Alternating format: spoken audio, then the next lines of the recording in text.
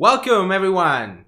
Welcome to this 2017 end of the year show. I am Gabriele Musco at Gpus or Gpus207 on Twitter, and he's Mattia Panettiere. he's my guest today. We'll be talking about all the news in tech of 2017. And okay, so this is the first one, and I have to admit I'm pretty nervous. What about you? Yes, I'm really nervous. This is my first live. All right. To say. Yeah. So I want to apologize in advance because I will be looking very much to my laptop here because I have the chat and the web browser and everything basically going on around here. So if you see my eyes going this way, it's because I'm looking at the laptop. So sorry in advance. So okay. First thing, I want to thank everyone for joining us. We also have three guests, three spectators here.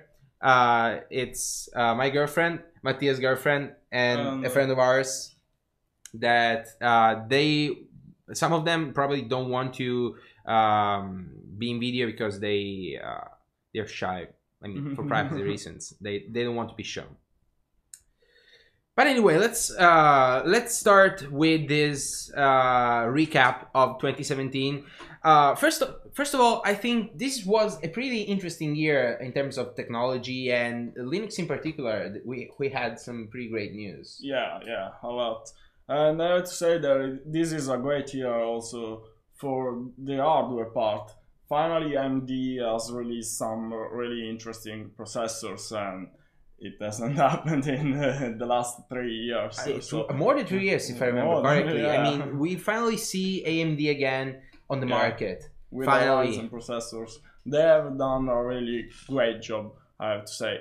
With the Ryzen processor, we have a really new good processor for AMD that beats the Intel counterpart in multi-core applications. Well, at least in price to performance ratio. Oh, yeah, I mean, now we also see Coffee Lake like dominating the market as the go-to gaming platform in terms of CPUs, but the prices are really incredibly high. Yeah. And I think that Ryzen is still a great choice for I mean, if you're on a budget and you want a good multi-core processor, you probably want to get a Ryzen.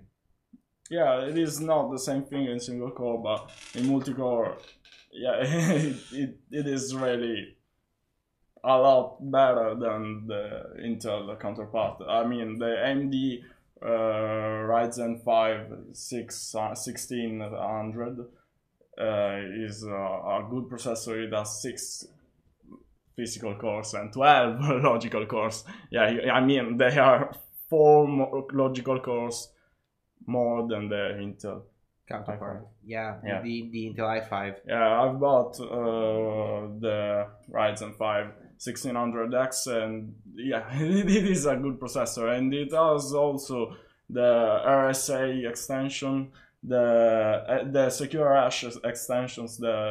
It is the first in the family of AMD, if I recall correctly, that has these extensions in the instruction set. Yeah. I mean, yeah, a lot of technical stuff. I mean, for, you probably don't want to know, but I love it. And, there are a lot of technical advantages and new technologies built in the Zen architecture. But I mean, for your everyday consumer, if you want to get a cheap workstation, where you can get some nice multi-core performance, you probably want to play around with VMs, then Ryzen is probably what you're looking at. And we also have Threadripper along with Ryzen, and that architecture is okay. First off, it was unexpected. They basically, if I recall correctly, they basically took Epic, which is the Ryzen architecture for servers, which are basically, the Xeon counterpart for AMD, and they kind of adapted them for desktop usage. which is kind of interesting. They basically did the same thing as the Intel enthusiast platform. So the X99, X299, I lost the count there. So don't I don't exactly remember the naming of the chipsets for the Intel counterpart. To be honest, I don't remember the AMD chipsets either. Yeah, this year. This is not an important thing anyway. Yeah, I mean, and after all, this year it was really crazy. I mean, at the start of this year, Intel like rushed the Kaby Lake. What was it called again? The Kaby Lake E platform, the workstation, the enthusiast workstation version of Kaby Lake. I really don't remember, but no, I don't remember. Yeah, they basically rushed the architecture and threw in some names for the chipsets. They even released the i9, which was like a meme before. Yeah, but I really don't like the i9. Yeah, I mean, yeah, you know what? Yeah. You know what? For the same price, you can get yourself a nice Threadripper system. Yeah, and basically, yeah. I don't have the prices in my mind right now, but I think the last time I checked, if you wanted like the same cores and basically get the same performance out of a workstation PC, if you get the Intel Enthusiast platform, you would spend a lot more than the AMD Threadripper platform. And I'm an Intel user. I have Intel PCs all over me, so all around me. So I'm not really that biased. I'm just happy that AMD is finally back in the market. And speaking of Intel, we also have seen something pretty weird this year with the Intel Management Engine. Did you hear anything about it before? Oh yeah, a little bit. So basically what Intel did was building this Intel Management Engine, which is basically a smaller version and adapted version of Minix. And Minix, for who doesn't know, is a Unix-like operating system developed by Andrew Tannenbaum. Okay, and you can continue.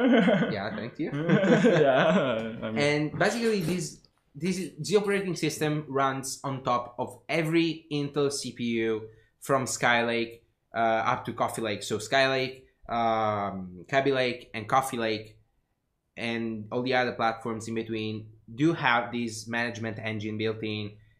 And this means that there is an operating system you don't want on your PC that isn't necessary for the operation of your PC. And this all is, to say the least, it's weird because first thing, this operating system wasn't designed to be updated. Kind of. But basically it lives on your CPU, and it's an incredible security risk for everyone. If someone finds a security bug in the Intel Management Engine, all PCs running Skylake CPUs or above are affected. And that's pretty creepy, in my opinion. Yeah. It's basically what Microsoft does with Windows, pre-installing, having like every PC basically in the world that's pre-built, shipping with Windows. So if Windows has a security malfunction, security bug, security malfunction, every PC is affected. But the good thing about Windows is that it is an operating system living on top of your hardware, so you can update it in the future. But you cannot do the same thing with the Intel Management Engine. Yeah, I mean, it's better than having something hard-coded on your hardware. Yeah. Without a doubt, yeah. So let's have a look at the chat. Let's see what you're saying, guys. Dislikes, yeah. Let me see if I can show you the actual chat. Oh, wait. There we go. So not much going on in the chat right now. All right, let's go back to the stream. Okay. So next on, still speaking of hardware, we've also seen some pretty interesting things about graphics GPUs, cards. yeah. And you are one that works with graphics and graphics cards a lot. Yeah. So you will be telling us a little more about this as we go. About So Balkan more specifically, but AMD this year has released some new graphics 2017 was a great year for AMD. And they work essentially, and this is this is not. So 2017 was basically the year of Vega.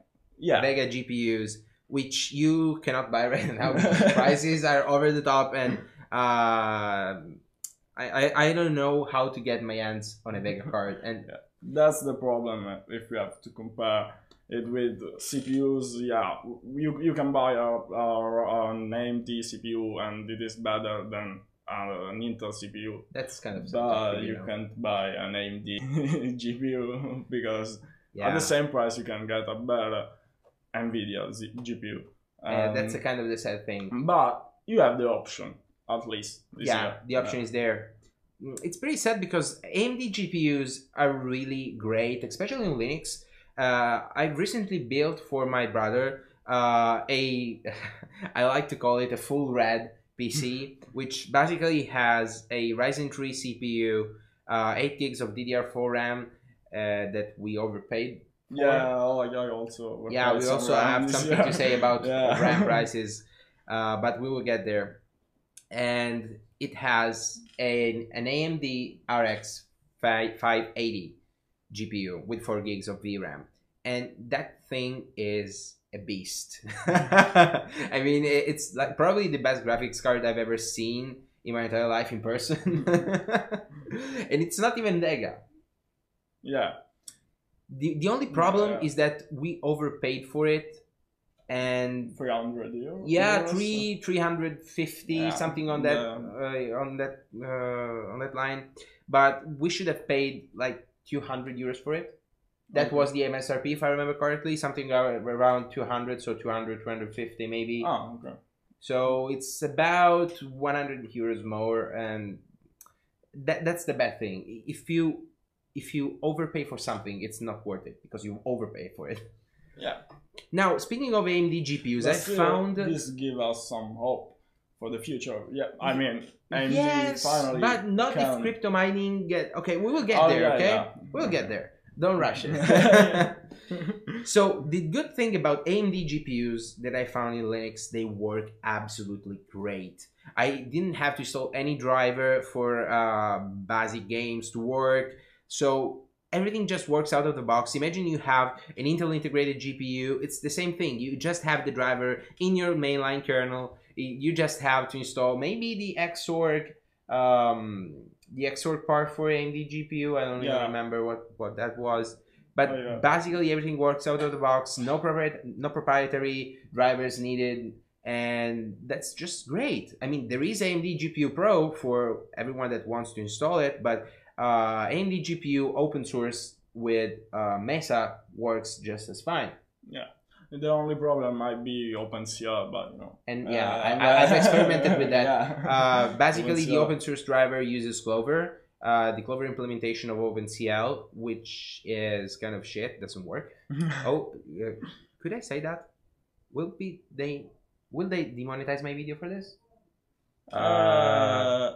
Anyway, you said it now. Okay, well, whatever. And there is a solution though. You can install the AMD implementation of OpenCL without installing the AMD GPU Pro driver stack. And on Arch, it's just as easy as installing a package. I'm not sure about other distributions. Maybe you have to jump across some loops here and there, but it should be doable in any distribution. And you get like a nice performing open source driver for the graphics, and you can get a working OpenCL driver for GPU things. Things in general, yeah. So the bad thing about GPU things in general, crypto mining this year has ruined our lives. Practically, yes. Yeah, I mean, with silicon prices growing Yeah, every day more. it was awful because Bitcoin right now is like what, $20,000 on that line maybe. 20,000. Okay, let me check. Is too much. Check out. I think it was 20,000. Let me just check real quick. Yeah. And let's transition so our viewers can see it too. So BTC to USD. Okay, 14,000. So it went less down a little bit since the last time I checked, but it reached 20,000. You see here in the graph, about 20,000. It was like 18. Yeah, it is a 18,000. Yeah, it's a lot. Yeah, and it is growing too fast, and probably it will soon fall. This is a small prediction. Yeah, but you know what? I don't think so. Not because I want to. I mean, I know that Bitcoin isn't like a very stable currency, as no cryptocurrency is, but the fact that it grew so much in so little time, so it rushed in the last 2 or 3 months. Yeah, it was 400,000. Yeah, I mean, it's impressive. And I jumped on the cryptocurrencies bandwagon, and I started mining some Zcash. I got myself 0.01 Zcash. I don't know. Yeah, you didn't? Didn't I tell you?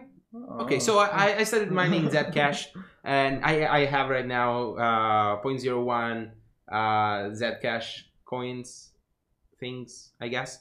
For a value of like €6 or something on the on that line. Yeah, it's not the same thing. Yeah, it's not that much, but it's something. And I finally jumped in the cryptocurrencies bandwagon, and I can convert them to Bitcoin anytime I want. Not that I really want to, because I'm waiting for Zcash to grow a little bit. 0.000. Yeah, 1 Bitcoin. Yeah, but something like that. But the bad thing about cryptocurrency is, okay, so let's say this. First thing, cryptocurrency is great because it's an open source, federated currency that's not controlled by anyone. So no one controls Bitcoin, no one controls any cryptocurrencies. Well, most any. There are some cryptocurrencies that are controlled by some corporations and stuff like that, but most cryptocurrencies are open source and controlled by people, basically. And this is a great thing. This is a great thing. I do not doubt this, but yeah, everything that grows so fast isn't stable. You know, yeah, it's possible that it's a bubble. It can grow to above, but it can grow to 14,000 from 4,000 in 3 months. It can drop as well. And yes, you're right, but I don't know. I waited so long to jump on the cryptocurrencies, and now that I'm on the ship, I can tell you it feels good. It's weird to say that, but you're part of a greater community, just like you're part of like the Linux community or the PC gaming community. PC gaming master race. Sorry.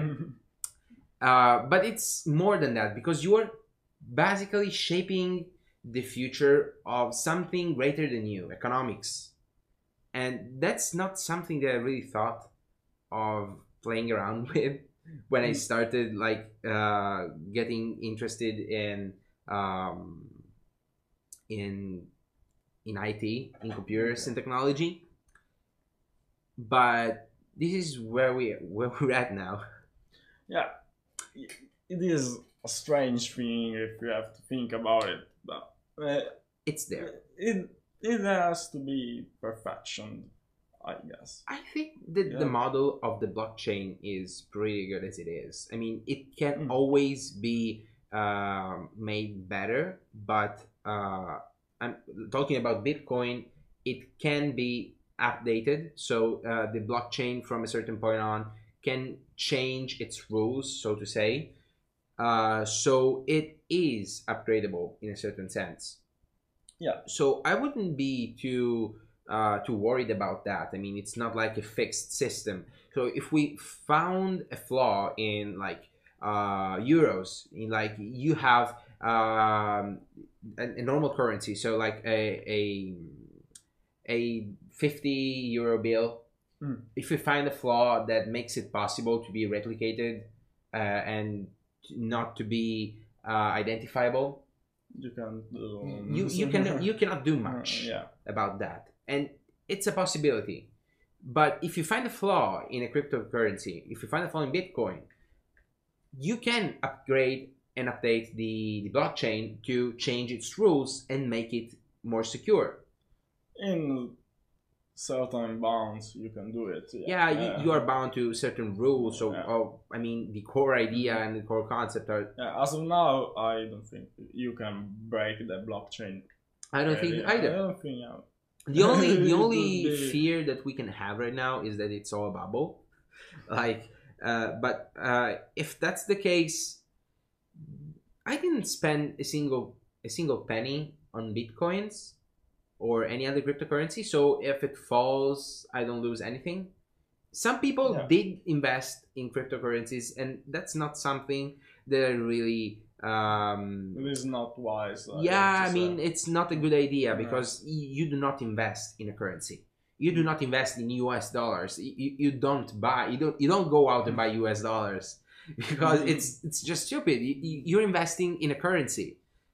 You cannot just hope to gain from a certain currency growing more than others, because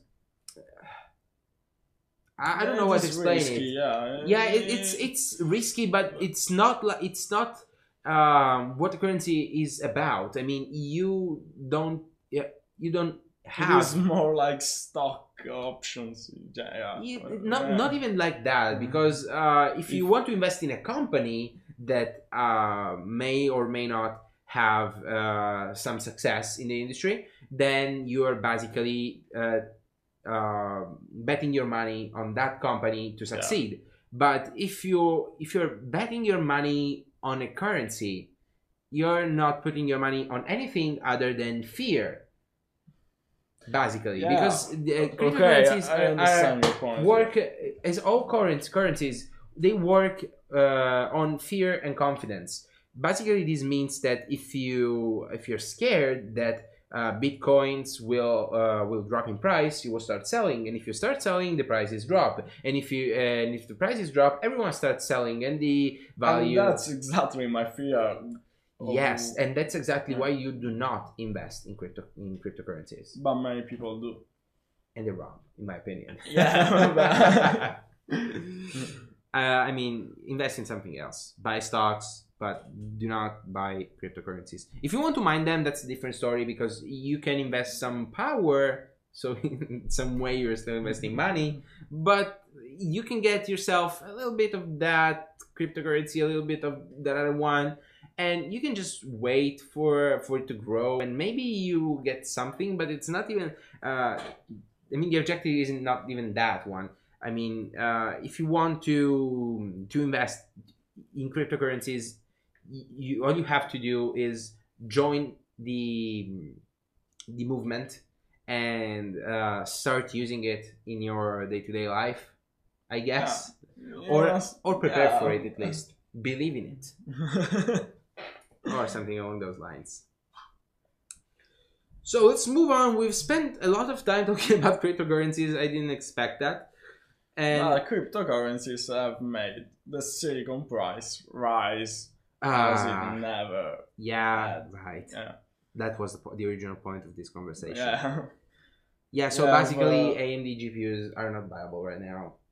In general, GPUs are not viable right now, and RAM is not viable. I do not have too many informations about the DDR4 shortage. I don't know the causes behind that, but I know that since the beginning of the year, DDR4 prices kept growing Yeah, a uncontrollably, lot.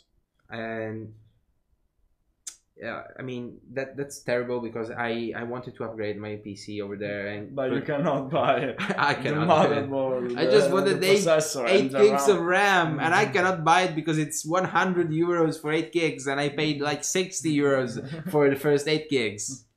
That's crazy. Yeah, I've bought some 16 gigabytes of RAM for 160 euros, something like that. That's crazy. In September. Yeah, it was think, September. Now prices are even higher. Yeah, I guess. I'm telling you, a single 8 gig stick is about 100 euros. Wow. Yeah, that's terrible. Oh well, I guess no RAM for us. Yeah, at least for now. At least for now. Let's wait and see. When Bitcoin prices will... I don't know if this is related to Bitcoin, really. I don't know really either, but anything, yeah, you know, Bitcoin has made and GPU prices grow, and I guess that people that want to build their PCs have to buy PCs, and you say that the demand is higher, so okay, for RAM it probably isn't the only, at least the fact that Bitcoin I know is that growing, there is some silicon shortage. DDR4, I know that, but this is the new DDR4 and all the new motherboards that come with the DDR4. If you buy DDR3 RAMs, they cost nothing. Yeah, because basically they don't produce DDR3 anymore, so at least for consumers. Or do they? I guess they do. Yeah, probably. Yeah, DDR3 is not that yet. Probably. Yeah, DDR3 is like their chip right now. Probably more for mobile phones that they produce DDR3 RAM. Yeah, but even phones right now are getting DDR4, so yeah. But that's not really the point. Yeah, go on. Yeah. So we can go on and we can keep talking about GPUs because NVIDIA recently launched the Titan V, the first Volta GPU. Did you hear anything about that? Yeah, it will be a monster as usual. Yeah, you know. Yeah, every time NVIDIA launches a new architecture, it blows away everything else. And that's pretty sad because we just fangirled on AMD, and I don't know what they will be able to do with Vega in 2018. Maybe they will settle for like the mid-range market, probably. I hope they get again the mid-range market. Yeah, I have to say, but you know, prices are high right now. But if prices drop, they will have a chance. But it probably will happen when NVIDIA will find the will get the high-end. Did you have a look at the Titan V benchmarks? Benchmarks? No. Let me see. It's too much. It will take too much time. But I've seen the specifications. Yeah, the specs are awesome as always, but specs are not everything. But performance is incredible. Like it crashes through 4K gaming like nothing, and it's not even a gaming card. I mean, this card is really meant for computational purposes. So GPU basically, and I don't know. I have no words for it. It's a beast, and it scares me because I mean, if graphics cards are getting so powerful, where will we get in 2018? This makes me pretty excited and scared at the same time. Yeah, I will probably have to upgrade my GPU. The Moore law has fallen now, but not for GPUs. I mean, yeah, probably. Wait, isn't the Moore law something about like making processors smaller? It is about making them more powerful. Okay, more powerful in less space. Yeah. Yeah. So I don't think that the microarchitecture production system thing, silicon nanometers. I'm saying random words. Yeah. I don't think that the production process is getting them any smaller. Honestly, I think they're getting more. Thank you for the echo. I think they're just getting like more cores or something like that inside a bigger package. But you have to make them fit. That Yeah, is but not graphics cards can get as big as you want, basically. Yeah. Okay, but As you well have as cooling CPUs. problems and so this kind of I things. don't want to. No, I don't think so, because you've seen how Threadripper and Epic work. They basically have 4 dies on the same chip, card, basically, and it is a toast. yeah, it's a toaster. And they have like these 4 dies spaced between each other so that they avoid any cooling problems, basically, and that's a pretty smart move. I think it makes everything bigger, because if you have a big CPU, you have a bigger motherboard, and you have to move to a big DDR. cooling system. Yeah. A really big cooling system. Yeah. But you have to move everything else on the motherboard to make it fit. So yeah, space absolutely. can't really get saved. You will be getting bigger and bigger machines probably next year, but I don't know about that. I mean, maybe we'll find out something new about some new production system, production method, or something like that will allow to be like 8 nanometers CPUs. The public is suggesting that it's not possible, and I think it's not possible either. But I don't know. We'll see. Probably it will happen. Maybe we'll have something. It won't happen. Maybe we'll have like an i12 or i13 CPU with 3 Intel management engines built in. So let's go on now.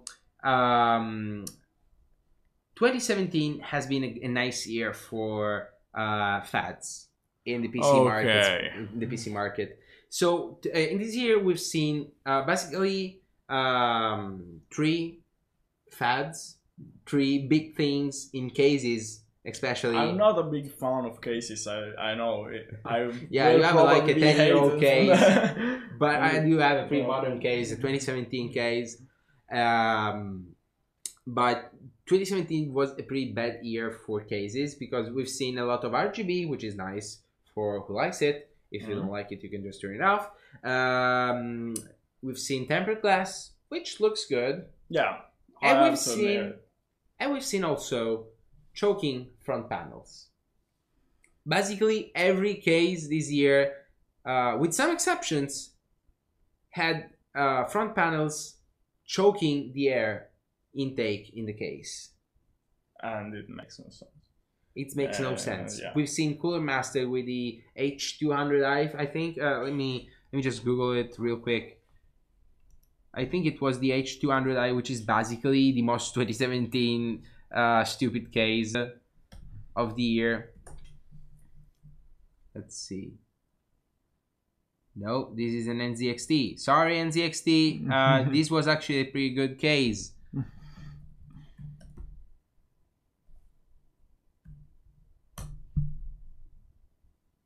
It was the Cooler Master H500P.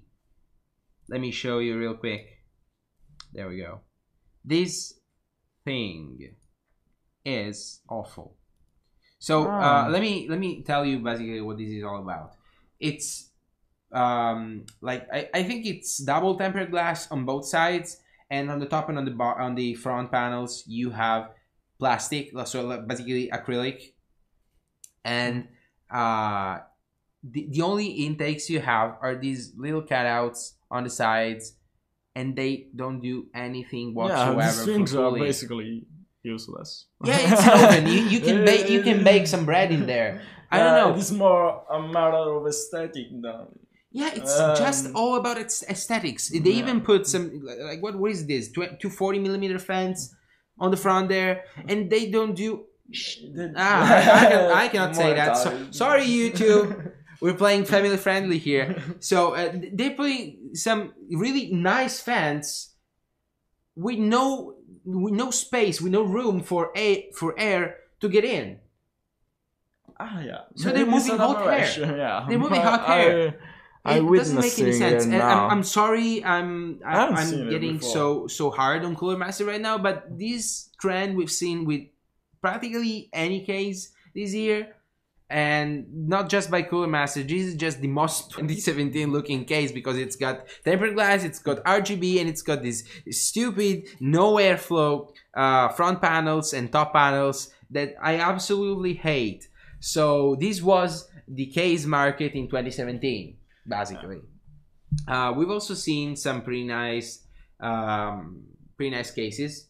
Right behind me, I have the Fractal Design Mesh 5C, which is probably one of the best cases in the market this year. And you might miss it. Yeah, it's tempered glass on the side. It's very dark tinted, so you cannot see the interiors without RGB, which I will be getting, by the way, pretty soon. And it's got a top filter and a front filter with this nice mesh pattern. And basically you have all the airflow you want, and that's pretty great. You basically have... If it works, it is a great... Yeah, it works really well. I mean, the temperatures dropped like by something like 5 degrees from my old case. Well, I have to admit my old case was a Bitfinex Comrade, I think it was. $30 case, cheapo, shitty thing. Oh. You go. Oh, God damn it. Again. Okay, sorry. Sorry, YouTube. Don't take my money. I need it. They'll do it. You know. They'll do it. But anyway, this was the case market in 2017. Pretty sad, to be honest. Also, the red of our faces will make YouTube think that this is not a great video for kids. And what? Experiments about YouTube. The beard on our faces? It is a joke. It is a joke. Ah, don't worry. Don't touch that. Don't touch that button. That's delicate thing to talk about. Yeah.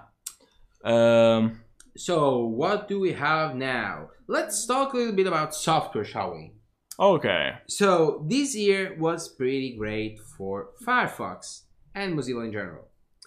I'm using Firefox a lot this year. I am too. The nightly build because you. I am too. Right now I'm streaming. No, I'm streaming using OBS, but I'm monitoring everything, and I'm using as my main browser Firefox nightly, and I really like it.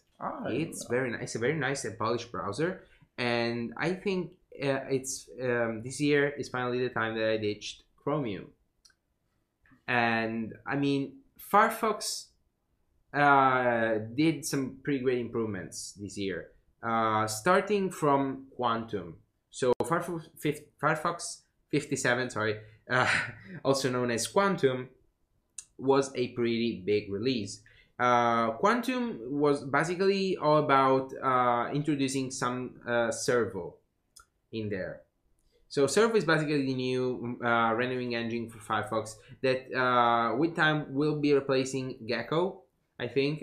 And basically what we have right now is the CSS rendering engine based on Servo, and that's written in Rust, so it's compiled, and it's very nice. It works very well, and it's pretty hard to explain it because we're talking about browsers after all, and they all work in some way or shape or form. The nice thing about the new Firefox 57 and above is that it loads pages just about as fast as Chromium does, but I don't know, it's got something I cannot tell that makes me like it more. Maybe it's a new thing that I really dig a lot, or maybe it's the privacy, the added privacy that Firefox gives you. But I've been really enjoying Firefox lately. I've heard things about Firefox rendering pages in a different order in comparison to Chromium or in Chrome. I don't know about that. I didn't feel this myself. I just like Firefox better if it's a usable browser, which it definitely is right now. Yeah. I like it better. It is the first year that I used Firefox more than Chromium. Yeah, that's a great thing. The first year in absolute. Yeah, same thing here. Since Chrome came out ages ago, I just started using it. Yeah, it probably has like a smaller footprint on the system even. Yeah, absolutely. Yeah, it's Chrome lighter. is something. It's a big browser. It's a big browser. It takes. Okay. Firefox 57 was a great release, but Mozilla did some pretty weird things this year too. First thing, did you hear about Mr. Robot? I really don't watch Mr. Robot. Okay, it's not important. But Mozilla did something with Mr. Robot Really? Yeah, but something pretty nasty. They basically pre-installed an extension called Looking Glass or something like that in Firefox that was basically Mr. Robot advertisement. That's pretty nasty. I didn't notice it. It was part like of an alternate reality game where you had to find clues about stuff happening in Mr. Robot, but it doesn't really matter because the bad thing about this was that people started having concerns about their privacy using Firefox, because what happened is that wait a second. Okay, what a friend of mine is commenting stupid things. What is the white device hanging up on the wall next to the picture? Oh, you probably can't see it. Too bad. Okay, let me turn it off. I thought that turning it on you would be able to see it, but you don't. I don't know how to call it. It's a it hasn't a name, but it doesn't have one. It's a sign, one of those where you put letters on and you can write basically anything. I wrote Tech Pills Gabmus right now, and it was a present from my girlfriend. And I really like it. I think I'll be using it in my as a background for my future videos, and I thought you could see it really. Oh well, too bad. Anyway, what were we saying? We were talking about Mozilla and Mr. Robot thing. So basically they pre-installed this extension that was part of this game, but the bad thing about it was that this means that Mozilla can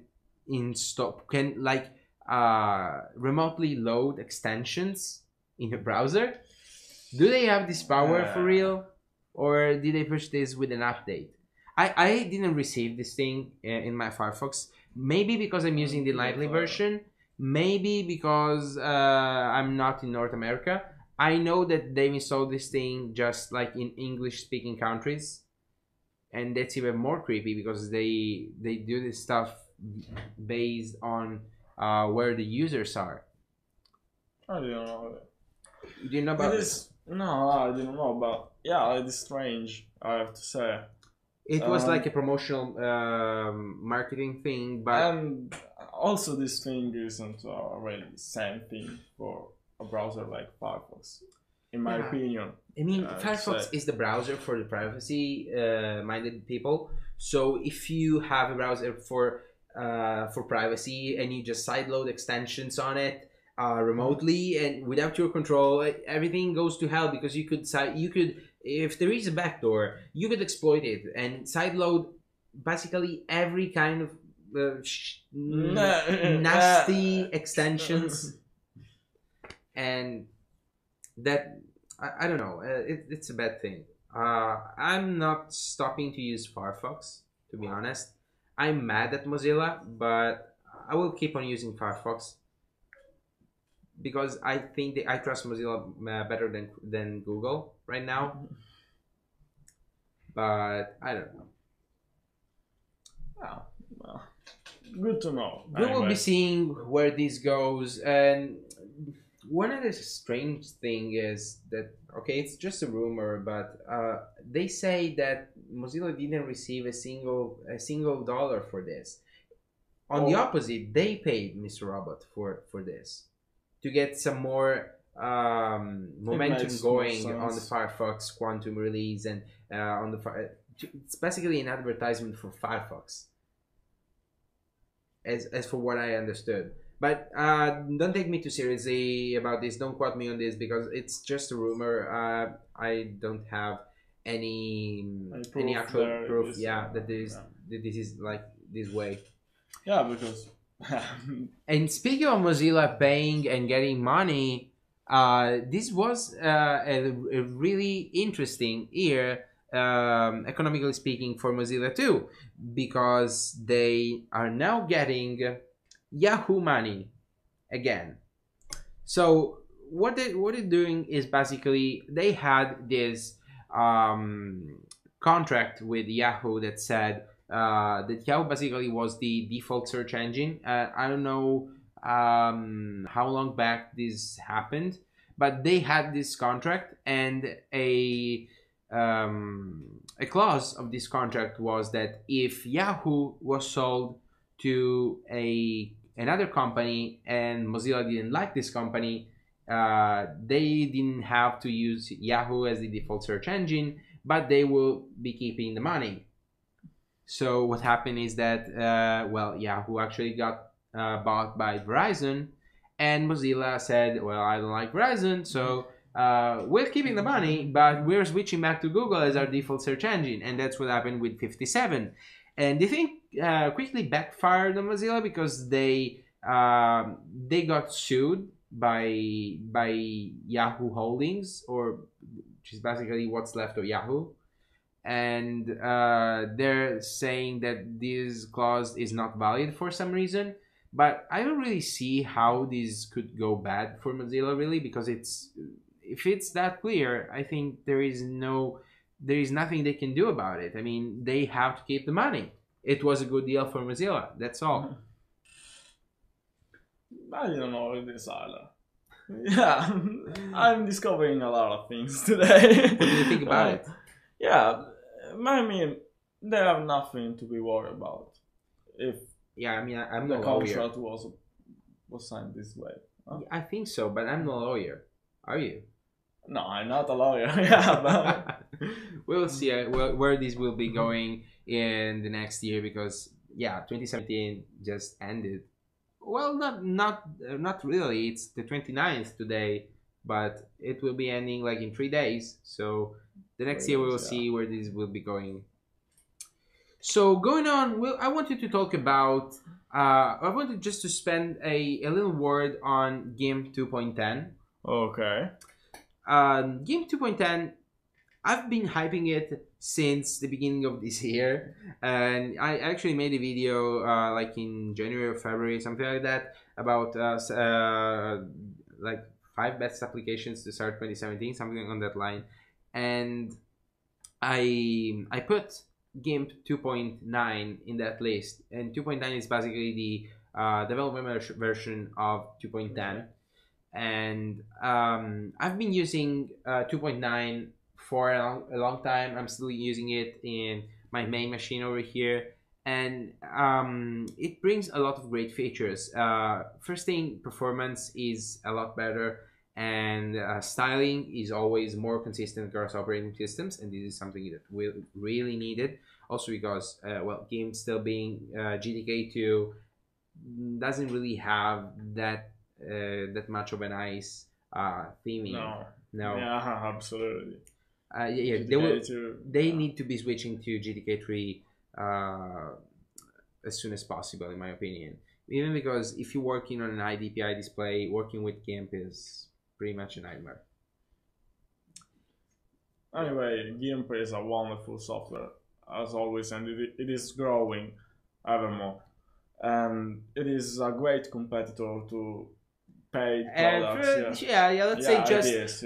Proprietary alternatives to GIMP. Yeah. And I think GIMP has been a viable alternative or well, a viable image editing software for a long time. But as time goes on, they're improving a lot. Particularly this year, I've seen a lot of development in GIMP, and this is something I really like because I started my photo editing learning curve with another proprietary photo editing, image editing software that I don't want to quote here. But since I switched to Linux a long time ago, I also switched to GIMP. And I found that in some ways it's less intuitive, but it is. But at the same time, it It makes is hard more to sense. learn and hard to master, but if you master it, I you mean, can do not anything. really. I mean, the thing is that it's some way more complicated, but it makes more sense. It Once you get used to it. Yeah, but some of the But tools you have are just so logical that if you come from another software and you get used to GIMP, you say, yes, why isn't this way in every other place? Okay, It's a really great piece of software. I got your point. Yeah, And if but you're not using it, it's not really easy. okay, to get used to it. no professional software is really easy. Yeah, but many things aren't so intuitive. At the beginning, There are tutorials out there. You can follow tutorials. Absolutely. You can master it pretty easily if you really need it, and you don't have to pay anything for it. So let's put it this way: the time is money. So if you spend some time learning GIMP instead of paying for a proprietary alternative, yeah, then it all makes sense, I think. yeah. Anyway, But I really like is- GIMP, and if you in the audience, if you're still not using GIMP 2.9, I really suggest you try it and report back. It's really a great Do piece it. of software. Yeah, you can use it as your everyday image editing software once you get used to it.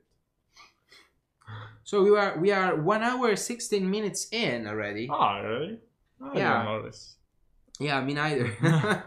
And we'll still have a lot to cover here. So let's quickly sprint past some of these things here. Oh, okay. So I wanted to talk a little bit about snaps and flatpaks, these new universal packaging systems. I know that you've we've- used Flatpak for Razer Commander Driver. Yeah. I recently started working on Flatpak support for Razer Commander, and okay, first thing, Flatpak and Snap are two competing standards, and that's something I really didn't expect to see. I just thought that one of the two standards would succeed and the other one would die, but it seems like they're both doing pretty good, and that's something I didn't really expect.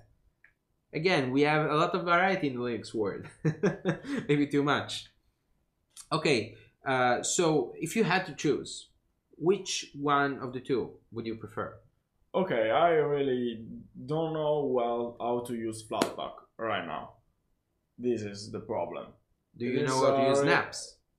Yeah, it is rather new. If Flatpak.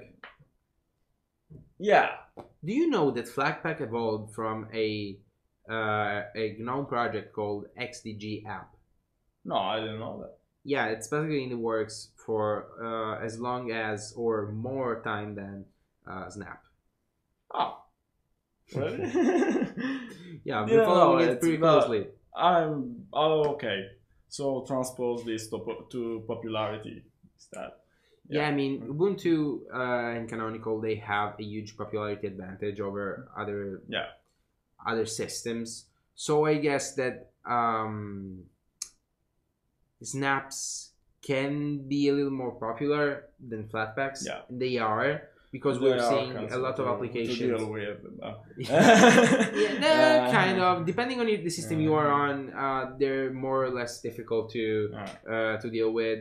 On Arch, it's a nightmare. But if you're running Ubuntu or Solus, because Solus now implemented proper snap support in the distribution with proper AppArmor confinement. So if you're using either of those two distributions, you're basically good to go. It works seamlessly with your system, and we're seeing a lot of development going on with snaps, especially with like proprietary software. Like I've seen Spotify releasing an official snap, and what else? Let me think.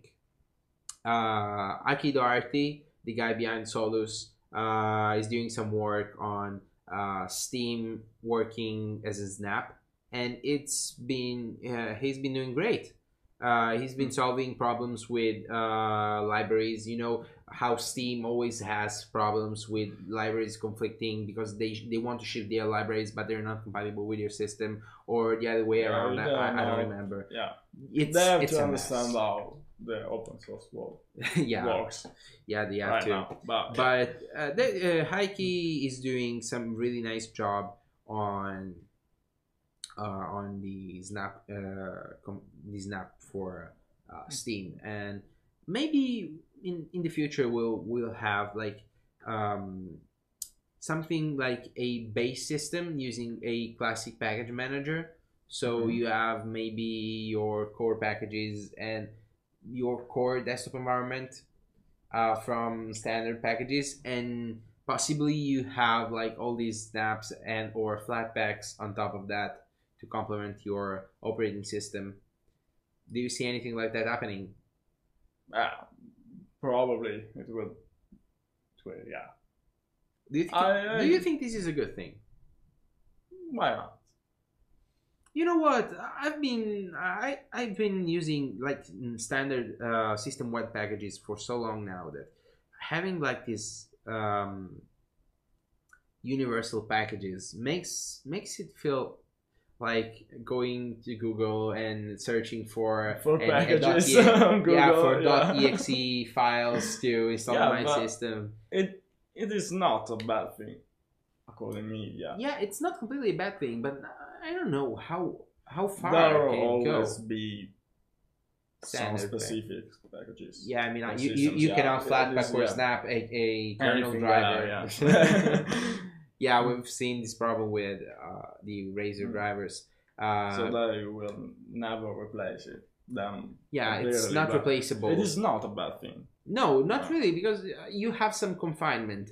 The application you're installing does not get full rights on your system at the time of the installation, which is definitely a good thing, especially for proprietary software that you don't know basically what You don't it's know doing. if you can trust them. Yeah, even open source software. Some open source software is pretty shady. I don't want to say nasty because I didn't audit the source, but there is some open source software that I wouldn't want on my system. Let's just say it that way. And so, What's the last if point? you had to choose between snaps and flatpaks, As of now, as of now, okay, I know that in IRC chats they suggest to use flatpaks now. do they? Yeah, Oh, didn't know that. but I really prefer snaps as of now. Why is that? Just listen to me. I prefer snaps and not flatpak. I have to start using flatpak. So you have to study a little more about flatpaks before you can say anything about them. I can tell you that I've been experiencing. Probably. You have Yeah, I've been Razer experiencing Commander, yeah. with both flatpaks and snaps, and I've seen that snaps. The confinement is really nice in a way that it works with an enforcing system like AppArmor with a mandatory access control system built into your kernel, and that's a really nice thing if your kernel is patched. Yeah. In my Okay. case, it's not because I'm using Arch. In Arch, the default kernel doesn't include the app armor patches. But if you have all the confinement thing working and everything is like set up correctly to be working well with snaps, I think it's a really nice system. But at the same time, I feel like there is a little bit too much overhead with snaps. While on the other hand, Flatpaks work with a kind of softer confinement. It's not as enforcing as snaps, but it works pretty well, and the confinement is there definitely. It's more like a virtual environment if you want to see it that way, but it works well, and the overhead is not that much. And as a developer, I've found that making a Flatpak was definitely possible, while I wasn't able to make a snap. I didn't look too much into it, to be honest.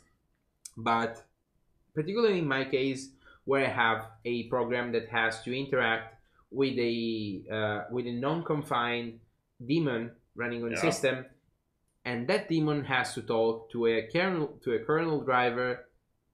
This thing gets a little bit tricky with snaps. I don't know if this is possible. Okay. If it is possible at all to use snaps this way, but Flatpaks possible, and definitely working very well. I even have Razer Commander installed on my system here as a Flatpak, and yeah, I really like the whole Flatpak thing. It seems a little bit more approachable, more simple, more vanilla, if you wish, in comparison to snaps that need like a proper kernel implementation and other things that Okay. you're not sure you're getting. I get your point. But Okay, so moving on, 2017 was also the year when Ubuntu dropped Unity and the Ubuntu Finally. Phone project. Finally, Yeah, finally! No more Unity. But I have to tell you something. As Unity died, I've noticed that many people are missing it, because it was an easy to use user interface, not too many frills, bells and whistles, but it worked. It was a default Linux desktop for many people out there, and now it's just gone.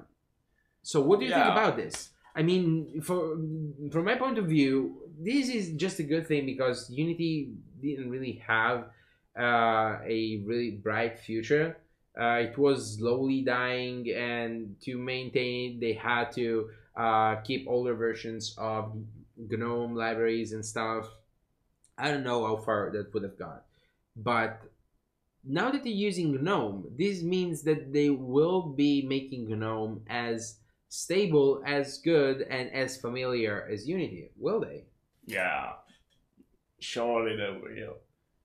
Apart from that, I have to say that GNOME is intuitive.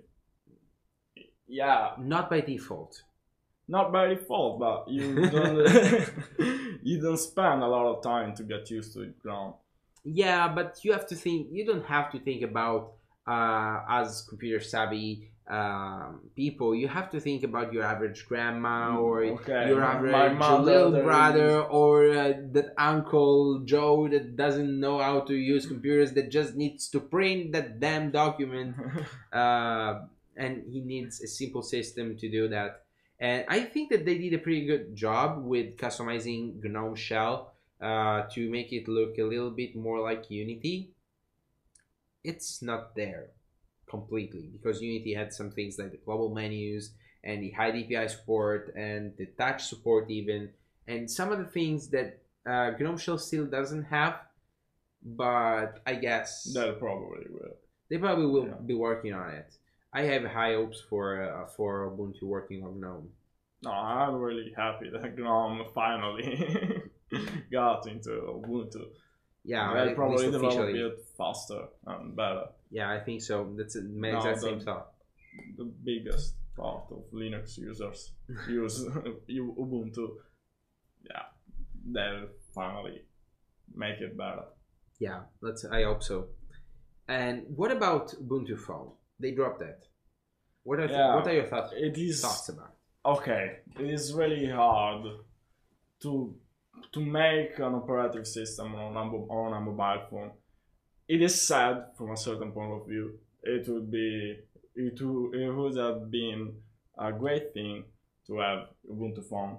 You know, I think that we've talked about. Yeah, we talked about it many countless times. Yeah, but yeah, there are a lot of proprietary drivers in Android and pieces made for that operating system, and for sadly, you cannot do it. It is an enormous work, and the biggest problem is hardware.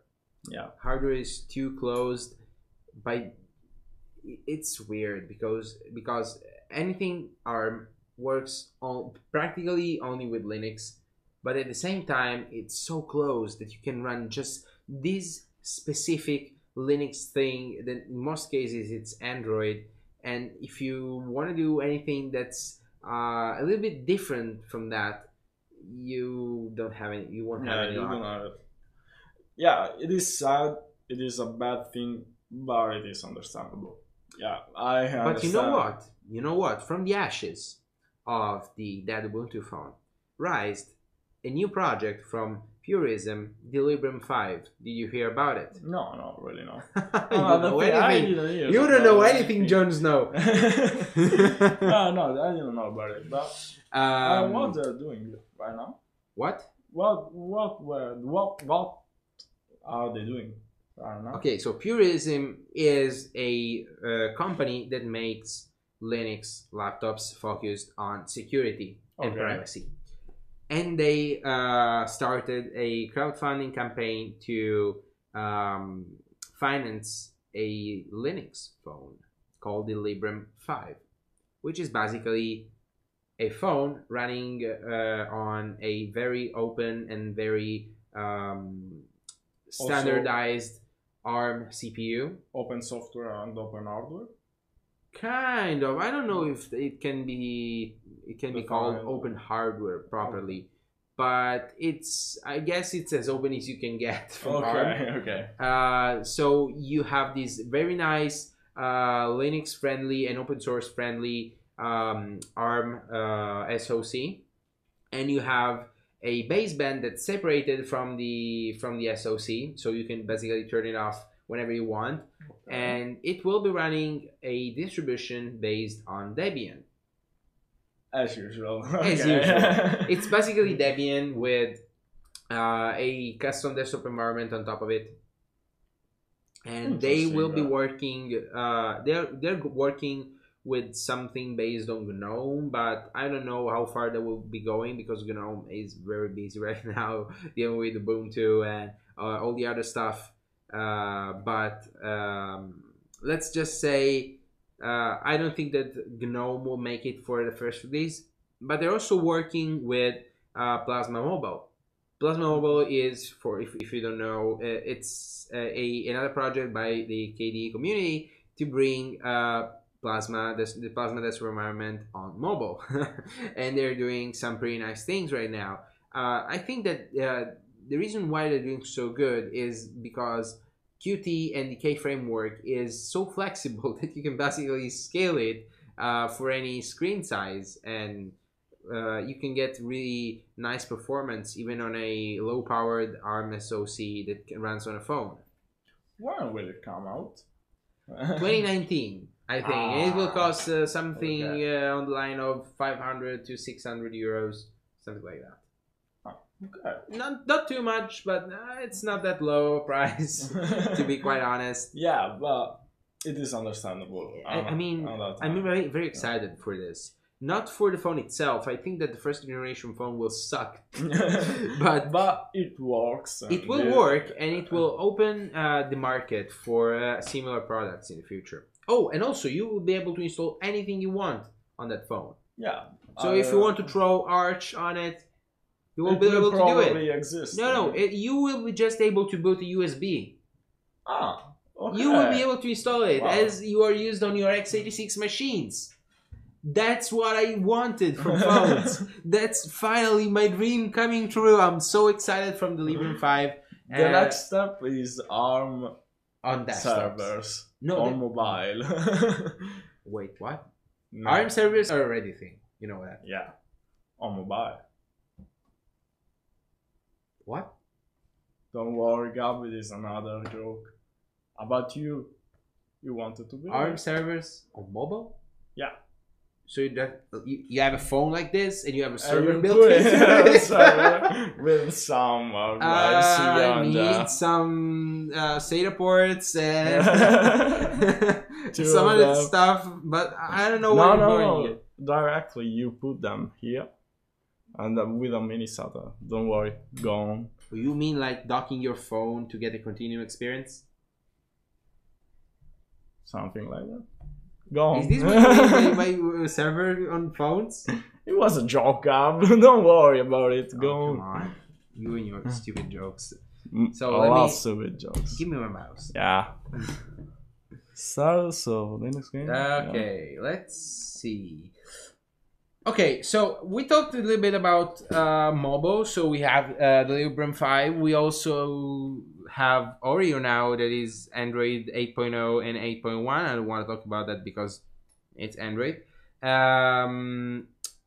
Let's go on and talk about gaming on Linux. Okay. So we've seen This is something really important. interesting this year in Linux for gaming. Not directly, but in a way, it's very good for Linux. Vulkan. Vulkan, yeah. Let's talk about Vulkan. There are a lot of things to say about Vulkan. For starters, what is Vulkan? Okay, Vulkan is a graphics API. It is basically a piece of software that allows you to communicate with its GPU and do anything. Yeah, so it's basically let's say an alternative to your average DirectX or OpenGL. Yeah. And what's the It is difference? a lot low level. You can do anything. You have even control over caches and anything. Yeah. It is hard to explain to beginners, but it is a great API. The problem is that it is a great API and it is complex to use. And many developers don't use it properly. Indeed, we have a lot of problems on the Vulkan side because many programs are developed in a bad way and you get lower frame rates than OpenGL implementations of the renderer.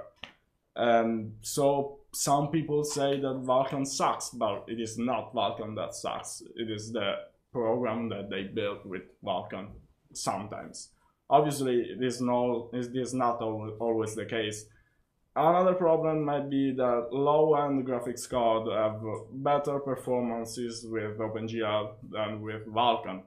Always because the Vulkan implementation and specification is closer to the modern architecture of the GPUs, so it runs better on newer GPUs. What are you doing? What happened? Can I drink some water? No. Thanks. So the great thing about Vulkan, apart from being so nice and powerful, and apart from the potential for it to bring performance improvements in games like I see desktop environments made in Vulkan.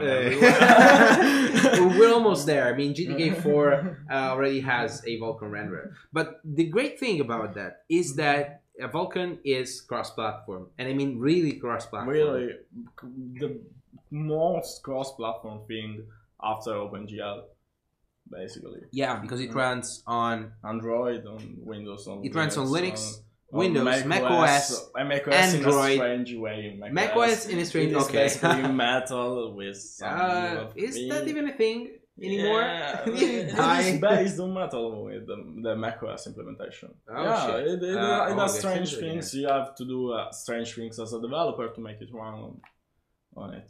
Yeah, Who games on it Mac is not anyway? full potential on macOS. Games on But- Mac anyway. I don't know. Man. And so sad, it should also run flawlessly on Android and in some way on iOS. Maybe on Metal again, but it is strange on iOS. Everything is strange on iOS. You know. Yeah, if you ever try to develop on iOS, you know that it's a shit show for again. Okay. So, some of the things I wanted to talk about. I wanted to talk about security a little bit. Let's talk about security. This year we've seen something not really new, but on a much bigger scale. I'm talking about WannaCry. So WannaCry, for who doesn't know it, is at least was a ransomware that basically exploited a Samba vulnerability in Windows. And WannaCry was a ransomware that basically encrypted all your files and asked for a ransom for it. To have your here and, and yeah. Yeah, but WannaCry was pretty much a disaster everywhere because it affected so many machines. Also, police station machines. There are stories about that everywhere. Hospitals even that and got they infected. paid for that. It is yeah, strange, they paid for it because there are some companies that just cannot afford to lose their money on to lose their files. So if they lose their files, they lose their money. If they lose their money, they're just better off paying the ransom than losing all the files that they needed. But anyway, ransomware is a crap show. It's really terrible. But the most terrible thing is that how long did it take for the patch to cover all computers? I think there are still PCs out there that are vulnerable to WannaCry. It will probably still infect PCs for a lot of years. You know what's the problem here? Windows update system sucks. No one wants to update. Because no Windows developers themselves that admitted it. Yeah, they said that the Windows update system sucks. You see? Yeah, they say that. There is a core problem. I'm not joking. Yeah. There is a core problem. This time I'm not joking, at least. The problem with the Windows updates is that they take so much time and they break so much things that are mission critical for anyone working on it that no one wants to do them. Windows, okay, Microsoft wants to do great things, but often fails. Yeah, because they want to do many great things, too many great things that they can't do. They try to unfortunately for them, they fly so high that they get burned, like crazy burned, and they crash directly into the ground. And Windows update system is basically the lowest point in the ground where you can get. Yeah. So let's move on and let's talk about the last thing I want to talk about security, and it's crypto miners and malware. So we have seen recently a lot of malware infecting PCs, phones, and whoever knows what else. This malware is basically harmless, but for the fact that it actually mines cryptocurrency on your devices. It is understandable. It is hard to mine cryptocurrencies, and you need computational power, and you need computers. Yeah, that's. I mean, the first time I heard about something like this, I was impressed because it's a smart way. Yeah, to exploit like people. Those DDoS malwares that they use, something like that. Yeah, basically zombies mining cryptocurrencies instead of